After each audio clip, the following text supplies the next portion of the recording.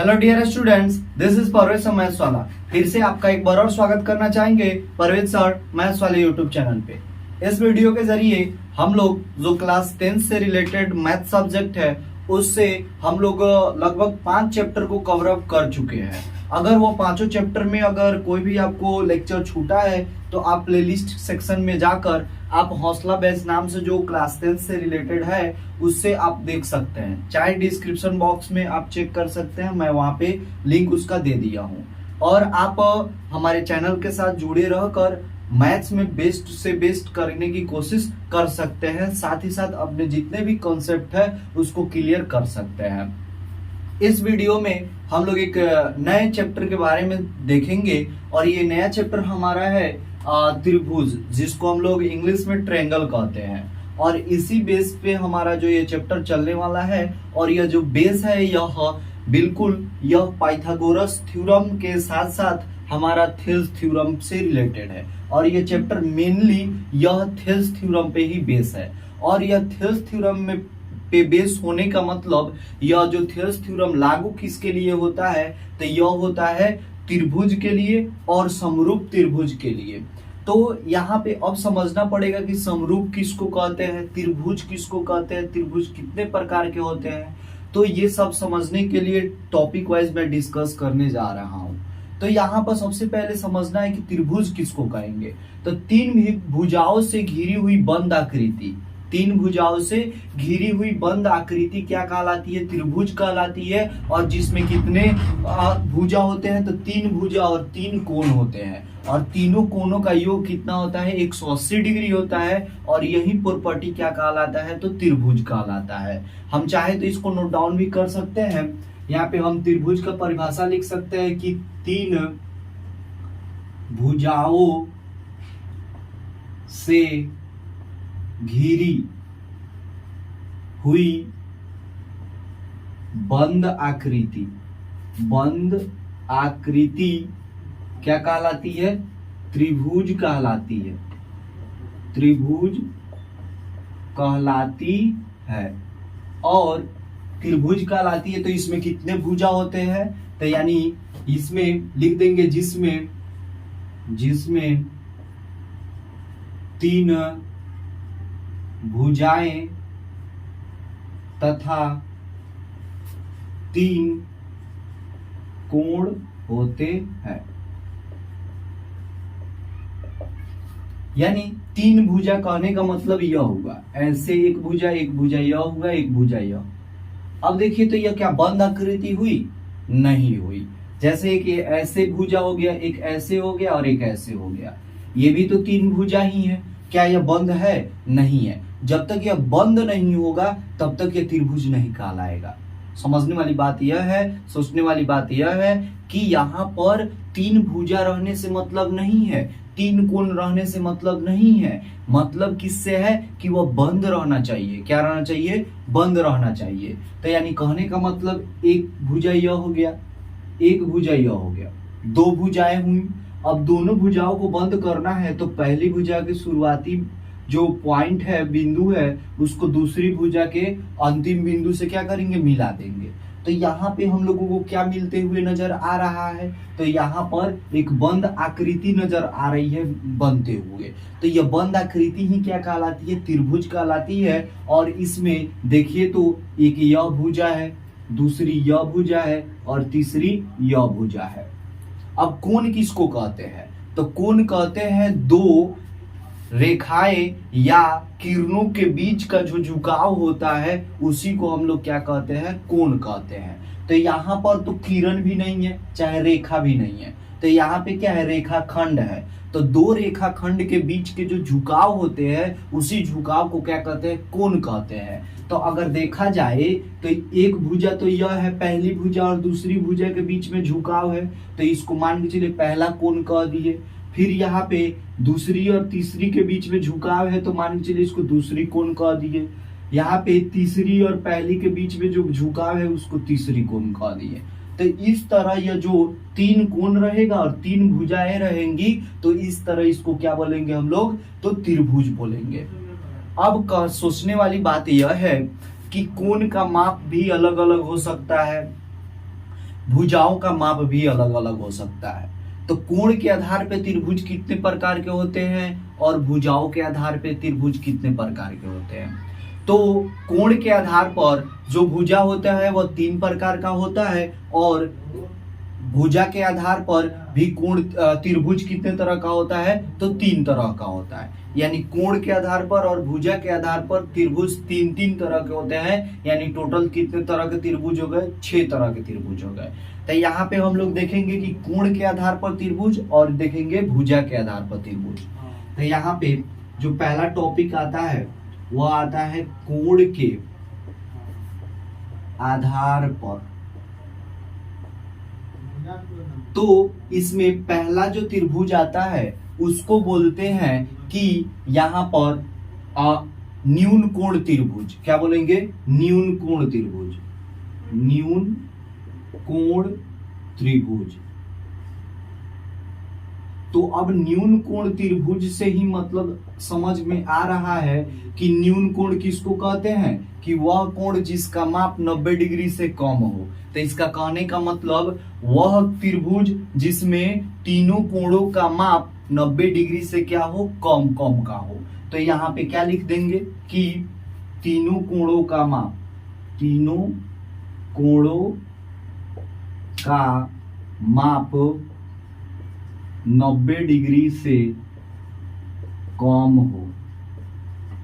अगर भुजा दी गई है और उसमें कोण भी दिए गए हैं, तो एक कोण मान के चलिए यह 70 डिग्री है, यह 30 डिग्री है, तो और यह 80 डिग्री है। तो यह देखिए तो 70 डिग्री, 30 डिग्री और 80 डिग्री, इसको जोड़ेंगे तो 180 डिग्री होगा। यानी यह त्रिभुज बना रहा है। साथ ही साथ तीनों कोण क्या है, तो 90 डिग्री से कम है, तो इसीलिए इसको क्या बोल देंगे, न्यून कोण त्रिभुज बोल देंगे।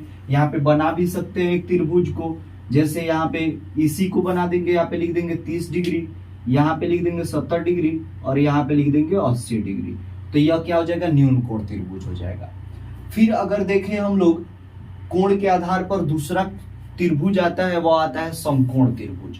क्या आता है यहाँ पे, दूसरा समकोण त्रिभुज। समकोण त्रिभुज में कहता है कि त्रिभुज में कम से कम एक कोण जो हो वह 90 डिग्री का हो।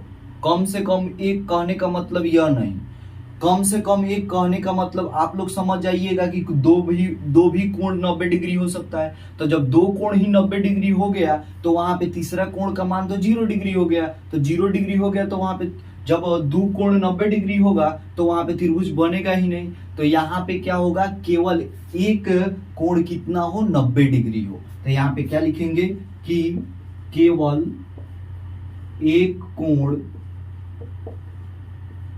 का मान कितना हो, 90 डिग्री हो। जैसे अगर यहाँ पे देखें तो यहाँ पर क्या होगा, एक समकोण त्रिभुज ऐसे बनेगा। जैसे ये 90 डिग्री है और यह मान के चलिए यहाँ पे जैसे ये 90 डिग्री हो गया, तो यहाँ पे हम लोग 20 डिग्री ले सकते हैं और यहाँ पे 70 डिग्री ले सकते हैं। तो 90 या 90 क्या हो जाएगा, 180 डिग्री। यहाँ पे अगर तीसरी बात की जाए, तीसरा, तो उसको बोलते हैं अधिक कोण त्रिभुज। तो अधिक कोण त्रिभुज में कहता है कि कोई एक न एक कोण क्या हो, तो एक 90 डिग्री से क्या हो, ज्यादा हो। तो यहाँ पे लिखेंगे कि क्या होगा, अधिक कोण त्रिभुज, अधिक कोण त्रिभुज।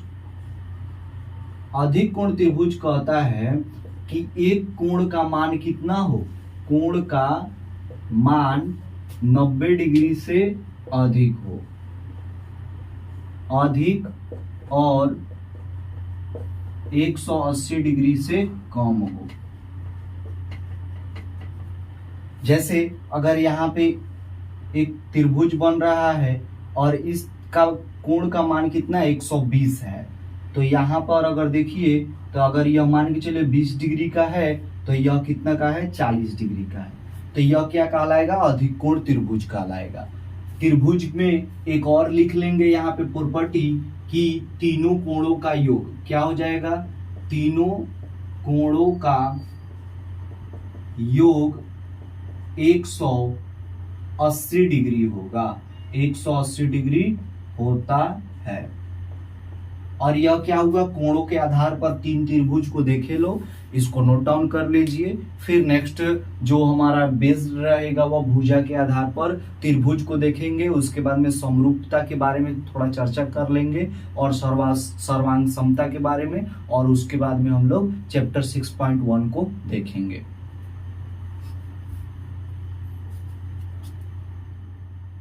अब यहाँ पे अगर देखें हम लोग त्रिभुज भुजा के आधार पर, तो लिखेंगे दूसरा हमारा टॉपिक रहेगा कि भुजा के आधार पर त्रिभुज। तो इसमें जो पहला आता है उसको बोलते हैं समबाहु त्रिभुज। क्या होता है, समबाहु त्रिभुज। तो लिखेंगे समबाहु त्रिभुज। समबाहु कहने का मतलब नाम से ही इसका काम का अंदाजा लग रहा है। जैसे बाहुबली कहने से ही पता चल रहा है कि ताकतवर होगा। वो अलग बात है कि छोटे बच्चे का नाम रख दिए हैं, लेकिन नाम से ही उसके कामों का पता चलता है। तो उसी तरह यहाँ पे समबाहु कहने का मतलब यह हुआ, सम मने होता है बराबर, बाहु मतलब होता है क्या, तो बाहु मतलब होता है कि भुजा। बाहु मने क्या होता है, भुजा यानी साइड, यानी समबाहु यानी बराबर क्या हो, भुजा हो। यानी त्रिभुज में कितने भुजा होते हैं, तो तीन भुजा होते हैं, तो तीनों भुजाएं क्या हो, बराबर हो। तो उसी को क्या बोलेंगे, समबाहु त्रिभुज बोलेंगे। तो यहाँ पे लिखेंगे कि त्रिभुज का तीनों भुजा क्या हो, बराबर हो। तो मान के चलिए यह ऐसे त्रिभुज है और यह ए है और ये है, यानी ए इकाई का यह एक साइड है, तो तीनों क्या होगा, ए ही इकाई का होगा। और एक बात जानना आपके लिए जरूरी है कि समबाहु त्रिभुज के जो कोण भी होते हैं वो भी क्या होते हैं, बराबर होते हैं। यह कोण भी क्या होगा, बराबर होगा। तो यहाँ पर यह समबाहु त्रिभुज के जो कोण होते हैं वह तीनों कितने डिग्री के बराबर होते हैं, तो 60 डिग्री के बराबर होते हैं। अब आता है दूसरा त्रिभुज जिसको बोलते हैं विषमबाहु त्रिभुज। समबाहु देख लिए तो विषमबाहु, तो विषमबाहु, विषम माने होता है बराबर न हो। इसका कहने का मतलब क्या हुआ, तीनों भुजाओं का माप अलग अलग हो। तो यहाँ पे लिखेंगे दूसरा यहाँ पे विषम बाहु त्रिभुज। तो इसका कहने का मतलब यह हुआ कि त्रिभुज का तीनों भुजाएं आपस में बराबर न हो। तो यहाँ पे लिखेंगे कि त्रिभुज के तीनों भुजाएं आपस में बराबर न हो। बराबर न कहने का मतलब क्या हुआ, जैसे यह ए इकाई का है, यह बी का हो गया और यह क्या हो गया, सी का हो गया। यानी इसका लंबाई मान के चलिए 2 सेंटीमीटर है, इसका 3 है, इसका 4 है, तो एक दूसरे के इक्वल नहीं है। तो इसको क्या बोल देंगे हम लोग, विषमबाहु त्रिभुज बोल देंगे। अब इसके बाद में आपको समझना है कि समद्विबाहु त्रिभुज, यानी यहाँ पे तीसरा हमारा निकल कर आता है समद्विबाहु त्रिभुज।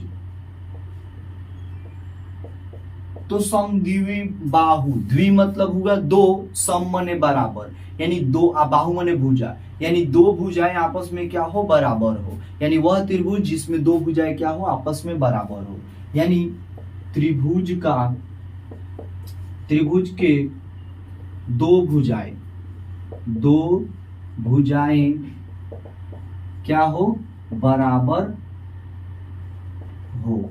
तो उसी को क्या बोलेंगे हम लोग, तो समद्विबाहु त्रिभुज बोलेंगे। जैसे यहाँ पे ऐसे रहा, ए इकाई यह है, ए इकाई यह है, यह बी है, दोनों क्या है, आपस में बराबर है, और एक क्या है, अलग है। यानी दो भुजाएं बराबर हो, उसको क्या बोलेंगे, समद्विबाहु त्रिभुज बोलेंगे। एक इसी पे रिलेट है, वह समकोण त्रिभुज और समद्विबाहु त्रिभुज को मिलाकर बनता है, उसको बोलते हैं समकोण समद्विबाहु त्रिभुज। यानी क्या बोलेंगे, समकोण समद्विबाहु त्रिभुज। यानी कहने का मतलब क्या हुआ कि वह त्रिभुज जिसमें एक कोण 90 डिग्री का हो, क्या बोलेंगे, एक कोण 90 डिग्री का हो और दो भुजाएं क्या हो, बराबर हो। तो उसको भी जान लेते हैं, वो साइड की बातें हैं। तो यहाँ पे क्या बोलेंगे, समकोण समद्विबाहु, समद्विबाहु त्रिभुज। यानी कहने का मतलब त्रिभुज का एक कोण क्या हो, 90 डिग्री हो। क्या लिखेंगे, त्रिभुज का एक कोण 90 डिग्री हो तथा दो भुजाएं बराबर हो। क्या हो, दो भुजाएं बराबर हो। यानी कहने का मतलब यह ऐसे मान के चलिए, यह त्रिभुज है, एक 90 डिग्री का हो गया, तो यह ए है, यह ए है और यह क्या है, बी है। यानी दोनों बराबर है, एक 90 डिग्री का है और एक अलग है। यानी यह भी क्या है, समद्विबाहु त्रिभुज ही है, लेकिन एक कोण क्या है, 90 डिग्री है। जबकि यह भी समद्विबाहु ही है, लेकिन इसमें 90 डिग्री का कोण नहीं है। तो यह रहा त्रिभुज भुजा के आधार पर। अब इसके बाद में इसको नोट डाउन कीजिए, फिर समरूपता के बारे में हम लोग समझ लेते हैं, उसके बाद में आगे बढ़ेंगे। अब यहाँ पे हमारा अगला टॉपिक आता है, वह आता है समरूपता और क्या आता है, सर्वांग समता। दोनों में जमीन आसमान का फर्क है। फर्क जमीन आसमान का इसलिए है क्योंकि एक कहता है समरूपता, यह कहता है कि दो आकृतियां, क्या, दो आकृतियां जो दिखने में एक जैसी हो, क्या हो, दिखने में एक जैसी हो, तथा दोनों का जो संगत कोण है वह क्या हो, बराबर हो। संगत कोण क्या हो, बराबर हो, तथा भुजाओं का अनुपात समान हो, यानी समान अनुपात में वह हो। यानी भुजाओं का, संगत भुजाओं का अनुपात क्या होना चाहिए, बराबर होना चाहिए, और संगत कोण क्या होना चाहिए, बराबर होना चाहिए। तो यहां पर इसमें पहला कहता है कि संगत कोण क्या होना चाहिए, संगत कोण बराबर होना चाहिए, बराबर हो।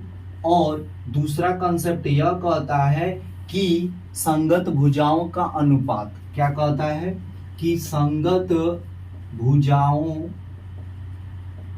का अनुपात क्या हो, बराबर हो।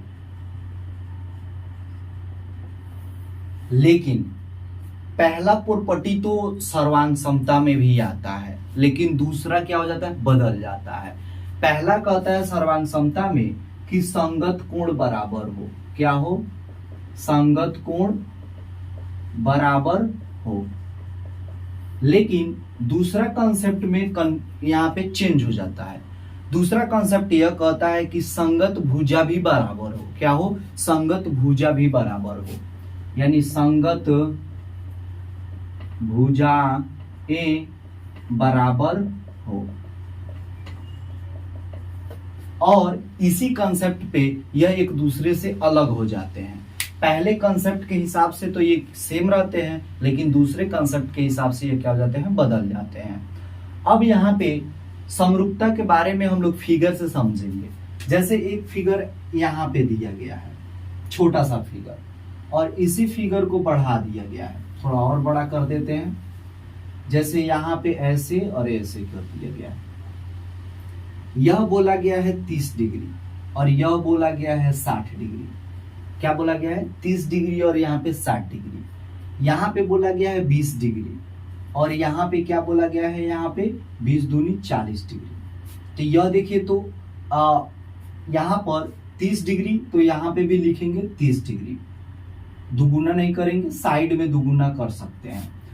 मान के चलिए यहाँ पे एंगल जो है वो 45 डिग्री का है, तो यह भी 45 डिग्री का है। फिर यहाँ पे हम लोग 35 डिग्री ले लें, क्या ले लें, 35 डिग्री, तो ये भी 35 डिग्री। जोड़ेंगे तो कितना हो जाएगा, 5 5 10 का 0 हासिल 1 और 3 4 7 1 8, 80 डिग्री हो गया। अब यह कोण हम लोग बोल दे रहे हैं 100 डिग्री, यह भी कोण बोल दे रहे हैं 100 डिग्री। इस फिगर को थोड़ा और बड़ा करके लिख सकते हैं। यहाँ पे, यहाँ पर यह है 45 डिग्री का, यह है 35 डिग्री का और यह है 100 डिग्री का। अब कहता है देखिए तो संगत कोण जो क्या है इसके बराबर है। जैसे यहाँ पे ए बोला जाए, बी बोला जाए, सी बोला जाए, यहाँ पे पी बोला जाए, क्यू और आर। तो यहाँ पर देखिए कोण ए बराबर में कोण पी दे रहा है 35 डिग्री। फिर यहाँ पे कोण जो बी दे रहा है वह कोण क्यू के बराबर है कितने 45 डिग्री के। और कोण सी बराबर में कोण आर बराबर में कितना दिया है 100 डिग्री दिया है। यह तो संगत कोण क्या हो गए बराबर हो गए। अब कहता है कि भुजाएं समान अनुपात में बंटनी चाहिए। जैसे मान के चलिए यह 2 है और यह क्या है 4 है, यहाँ पे 3 है और यह 6 है और यह 5 है और यह 10 है।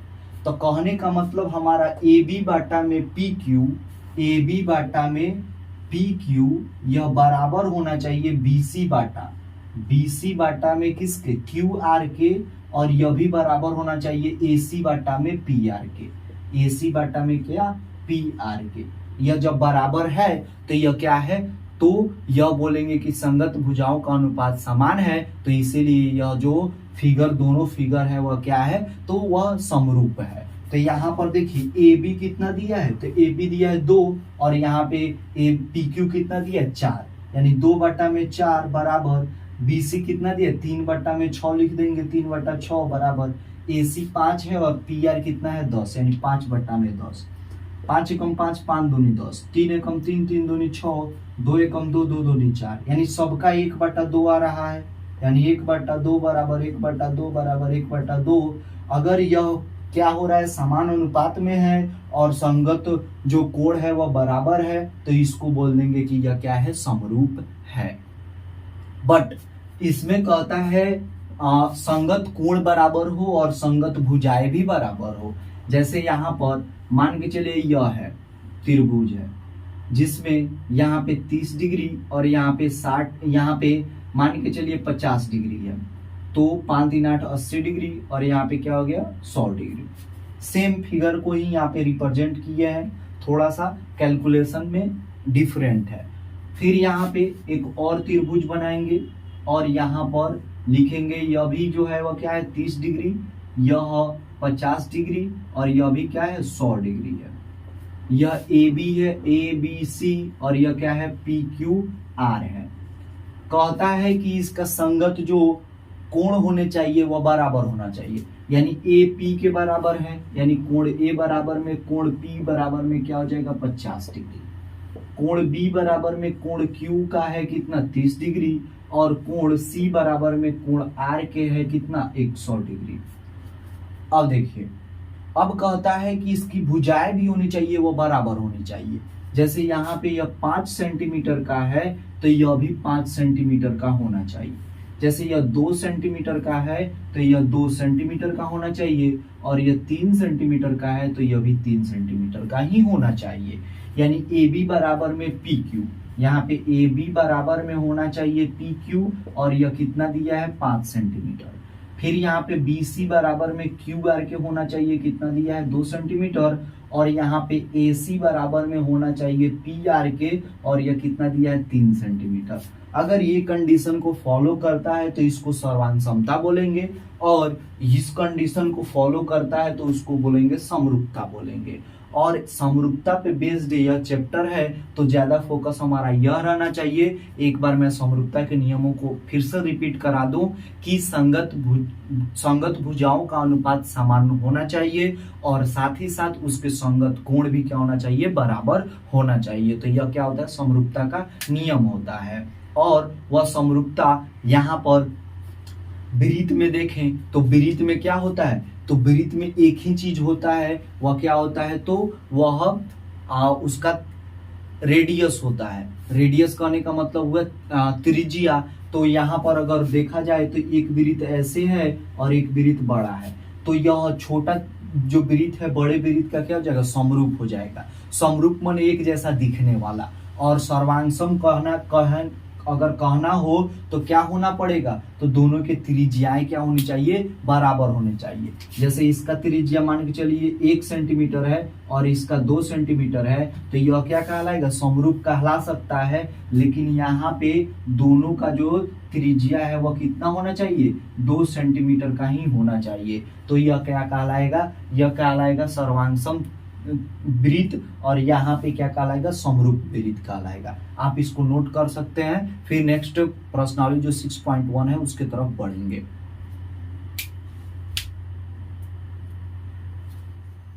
यहाँ पर प्रश्नावली 6.1 है, यानी प्रश्नावली 6.1 में जो पहला क्वेश्चन बोला है कि बोला है कोष्टकों में दिए गए शब्दों में से सही शब्दों का प्रयोग करते हुए रिक्त स्थानों की पूर्ति करें। बोला है कि सभी वृत्त क्या होते हैं, तो मैं बताया अभी पिछले कॉन्सेप्ट में कि जितने भी वृत्त होंगे वह क्या होंगे, समरूप होंगे। लेकिन सर्वांगसम होने के लिए उनकी त्रिज्याएं क्या होनी चाहिए, तो समान होनी चाहिए। तो यहाँ पे क्या बोला है, सभी वृत्त की बात बोला है। तो सभी वृत्त क्या होती है, तो समरूप होती है। तो यानी यहाँ पे पहला का जो पहला होगा इसमें क्या हो जाएगा, तो यहाँ पे लिखेंगे समरूप हो जाएगा। दूसरा रीजन अगर पूछेगा तो बोलिएगा कि सभी वृत्त की जो त्रिज्याएं होती है वह समान नहीं होती है, समान न होने के वजह से वह सभी वृत्त सर्वांगसम नहीं होगी। यहाँ पे इसका दूसरा बोला है खाली जगह कि सभी वर्ग डैश होते हैं। तो सभी वर्ग कहने का मतलब, वर्ग कहने का मतलब क्या होता है, वह ज्यामितीय आकृति जिसमें चारों भुजाएं क्या हो, तो बराबर हो और चारों कोण क्या हो, 90 डिग्री का हो, तो उसको क्या बोलते हैं, वर्ग बोलते हैं। तो वर्ग भी उसी कंडीशन में कि अगर भुजाएं देखें तो सभी वर्ग के भुजा क्या होते हैं, बराबर होते हैं, तो नहीं होते हैं। तो वहां पे सभी आकृति भुजा, वर्ग के भुजा तो बराबर होते हैं, सभी आकृतियों के जो भुजाएं हैं वह समान नहीं होती है। जैसे यहाँ पे एक आकृति वर्ग का, जैसे यहाँ पे 2 सेंटीमीटर का है और यहाँ पर एगो है कितना, तो यहाँ पे 4 का है। तो यहाँ पर 2 और 4 वाला कभी यह इक्वल है तो नहीं है, और लेकिन यह तो समान अनुपात में है। तो जब समान अनुपात में होता है तो इसको क्या बोल देते हैं, तो इसको बोल देते हैं हम लोग समरूप। तो सभी वर्ग क्या होते हैं, तो समरूप होते हैं। तो इसका भी क्या हो जाएगा, समरूप हो जाएगा। तीसरा क्वेश्चन देखेंगे, बोला है सभी डैश त्रिभुज समरूप होते हैं। तो कौन सा त्रिभुज समरूप होगा, तो सभी वहां पे समबाहु त्रिभुज ही समरूप होंगे। यानी यहाँ पे क्या होगा, समबाहु, क्योंकि समद्विबाहु कहने का मतलब हुआ कि अब यह भी तो पता नहीं है कि वह कितने रेशियो से बढ़ रहे हैं, कोई घट रहा है या बढ़ रहा है। यानी यहाँ पर यह समद्विबाहु, इसका 2 है और इसका 1 है और इसका 7 है और इसका 5 है और इसका यहाँ पे 7 है। तो यहाँ पे 2/7, 1/5, 2/7 के इक्वल कभी भी नहीं होगा। तो इसलिए समद्विबाहु को यहाँ पे समरूप नहीं कहेंगे। फिर यहाँ पे चौथा में बोला है, चौथा में 2 ब्रैकेट दिए गए हैं। यहाँ पे बोला गया है कि भुजाओं की समान संख्या वाले 2 बहुभुज समरूप होते हैं। बहुभुज कहने का मतलब क्या हुआ, यानी दो भुजाओं से ज्यादा, यानी यहाँ पे त्रिभुज, चतुर्भुज, पंचभुज, तो उसमें क्या होता है, तो संगत कोण क्या होते हैं, तो संगत कोण समानुपाती होते हैं कि बराबर होते हैं, तो बराबर होते हैं। तो यहाँ पे क्या हो जाएगा, बराबर। और यहाँ पर उनकी संगत भुजाएं क्या हो, तो संगत भुजाएं समानुपाती होती है, यानी क्या हो जाएगा, समानुपाती। बहुत ही इजी चैप्टर यहाँ पे प्रश्नावली है। फिर दूसरा क्वेश्चन बोला है कि निम्नलिखित युग्मों के 2 भिन्न भिन्न उदाहरण दीजिए। भिन्न भिन्न उदाहरण कहने का मतलब यहाँ पे बोला है कि समरूप आकृतियां, यानी 2 समरूप आकृतियां बताना है। यानी इसमें पहला क्वेश्चन है समरूप के लिए, समरूप आकृतियां। तो समरूप आकृतियां में हम क्या करेंगे, 2 समबाहु त्रिभुज ले सकते हैं और 2 वर्ग ले सकते हैं। यानी यहाँ पे ले लेंगे 2 समबाहु त्रिभुज, समबाहु त्रिभुज।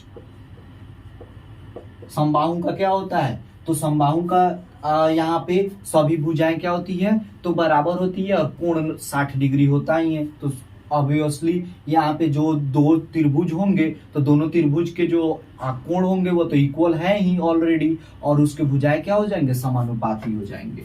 जैसे यहाँ पर मान के चलिए यह 3 सेंटीमीटर है, यह भी 3 सेंटीमीटर 3 सेंटीमीटर, ए बी और सी, और यहाँ पर एक मान के चलिए यहाँ पर क्या है, यह 4 सेंटीमीटर 4 सेंटीमीटर और यह 4 सेंटीमीटर का पी क्यू आर त्रिभुज है। तो यह एक दूसरे के क्या हो जाएंगे, तो समरूप हो जाएंगे। तो यहाँ पे पहला यह एग्जाम्पल हो गया, दो एग्जाम्पल देना है। तो दूसरा हम लोग ले लेंगे क्या कि 2 वर्ग, वर्ग के लिए क्या हो जाएगा, तो मान के वर्ग में तो यह फिक्स रहता है कि इसके जो एंगल होते हैं वह 90 डिग्री के होते हैं। तो यहाँ पे मान के चलिए यह ए बी सी डी वर्ग है, और एक वर्ग यहाँ पे है जो क्या हो जाएगा, यहाँ पे पी क्यू आर एस है।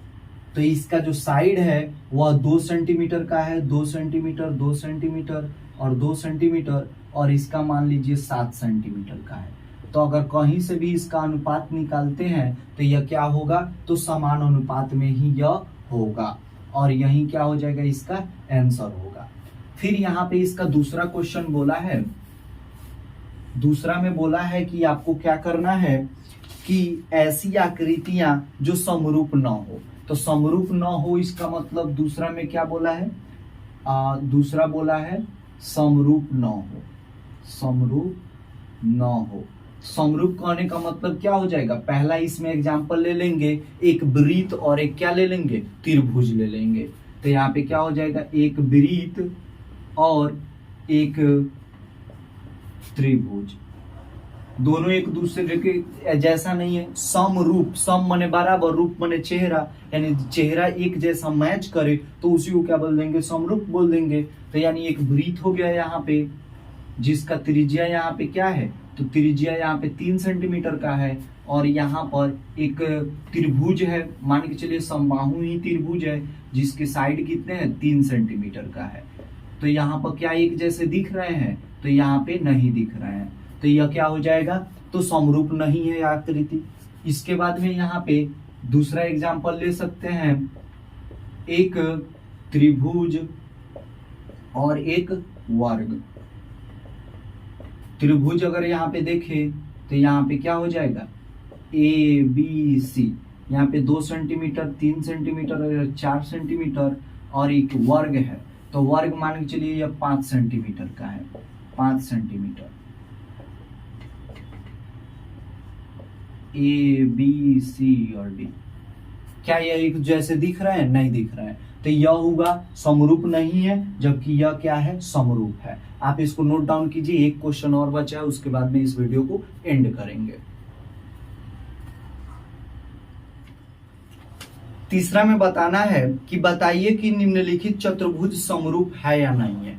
2 चतुर्भुज दिए गए हैं, एक चतुर्भुज ऐसे दिया गया है, जैसे यहाँ पे S है, यहाँ पे P है, पी क्यू आर एस है, यहाँ पे 1.5 सेंटीमीटर 1.5 सेंटीमीटर 1.5 सेंटीमीटर 1.5 सेंटीमीटर, और यहाँ पर देखा जाए तो यह क्या है, एक वर्ग दिया गया है जिसमें यह 3 सेंटीमीटर का है, यह ए बी सी और डी, यहाँ पे 90 डिग्री दिया है ऑलरेडी, और यह 3-3 सेंटीमीटर का यह क्या है, इसका साइड है।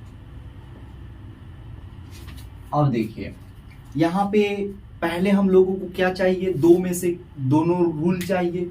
दोनों रूल क्या कहता है समरूपता के लिए, तो पहला उसके संगत कोण क्या होना चाहिए, बराबर होने चाहिए, और दूसरा कहता है कि वह समानुपाती होना चाहिए। संगत कोण की बात कर लें तो यहाँ पे P है, Q है, R है और S है। तो यहाँ पे लिख देंगे एंगल P नहीं बराबर है एंगल A के। दूसरा यहाँ पे एंगल जो Q है वह नहीं बराबर है किसके, एंगल B के। क्यों, क्योंकि यहाँ पे P है न्यून कोण है जबकि यह सम कोण है। यहाँ पे Q क्या है, अधिक कोण है जबकि यह सम कोण है। यहाँ पे Q जो एंगल R है वह क्या है, न्यून कोण है, जबकि एंगल C क्या है, तो सम कोण है। और एंगल यहाँ पे एस जो है वो नहीं इक्वल होगा किसके, एंगल डी के, क्योंकि एंगल डी क्या है तो वहां पे समकोण है, जबकि एंगल एस क्या है तो अधिक कोण है। अब देखिए यह चारों कंडीशंस मिल गए। अब यहाँ पे एंगल क्या है, इक्वल नहीं है, लेकिन यहाँ पर अगर देखें तो साइड्स देखेंगे, यानी इसके जो भुजाओं का अनुपात देखेंगे वह क्या सेम है कि नहीं है। तो यहाँ पर देखेंगे P बाई पी क्यू बटा क्या हो जाएगा AB। तो PQ कितना दिया है तो 1.5 सेंटीमीटर और 3 सेंटीमीटर, सेंटीमीटर सेंटीमीटर दशमलव आएगा तो नीचे 0, 15 कम 15, 15 दूना 30, यानी 1/2 हो जाएगा। फिर यहाँ पे देखिए QR बाटा में क्या है BC, यहाँ पे लिखेंगे QR बाटा में BC। QR कितना दिया है 1.5 सेंटीमीटर और BC दिया है 3 सेंटीमीटर। सेम ऊपर के जैसा 15 कम 15, 15 दूना 30, सेंटीमीटर सेंटीमीटर किया है 1/2।